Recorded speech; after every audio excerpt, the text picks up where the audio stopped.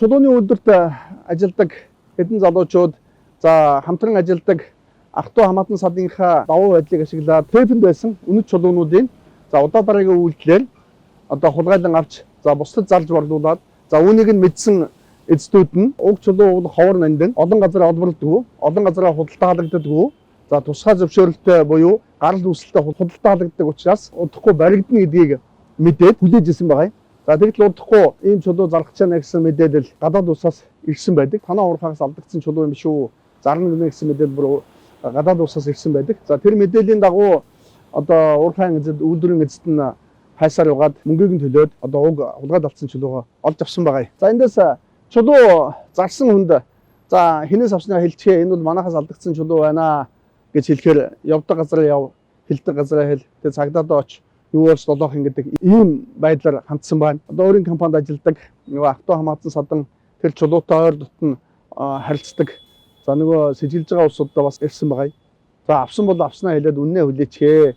Хуулийн байгууллагаар явах шаардлагагүй гэж хэлсэн байгаа. Гэтэл хинэн ч гэсэн одоо би аваагүй гэдэг зүйлийг ярьдаг. За үүний улмаас нэгэнт одоо эд зүйлээ алдсан. Түүнийг баримтжуулж авахын тулд их хэмжээний мөнгийг төлсөн учраас цагдаагийн байгууллагад одоо хандсан юм аа. За дээрх одоо үйлдэлүүдийг хуульчийн хувьд дүгнээд үзэхэд бусдын эд зүйлийг хулгайлсан байна.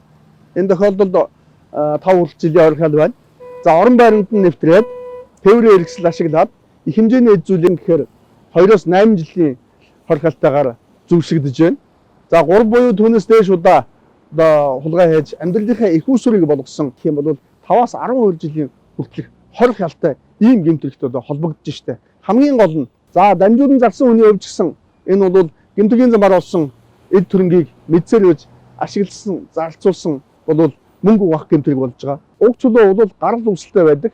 Олборлогчоос гарал үүслийг гаргадаг. Тийм учраас гарал үүсэл байхгүй байна гэдэг бол энэ бол гэмтлийн замаар олсон эд төрөнг гэдэг нь бол тодорхойлогдож байгаа байхгүй. Үүнийг мэдсээр үж авч борлуулна гэдэг бол одоо мөнгө угаах гэмтрэг болж байгаамаа. Ийм учраас залуучуудаа хандаж хэлэхэд амар хэлбэр аргаар мөнгө олно гэж байхгүй. Тэр дундаа бусдын эд төрөнгийг хулгайлж, за мөн түнчлэн гэмтгийн замаар олсон эд зүйл гэдгийг мэдсээр үж зарж үрж борлуулж мөнгөжнө гэж байхгүй шүү.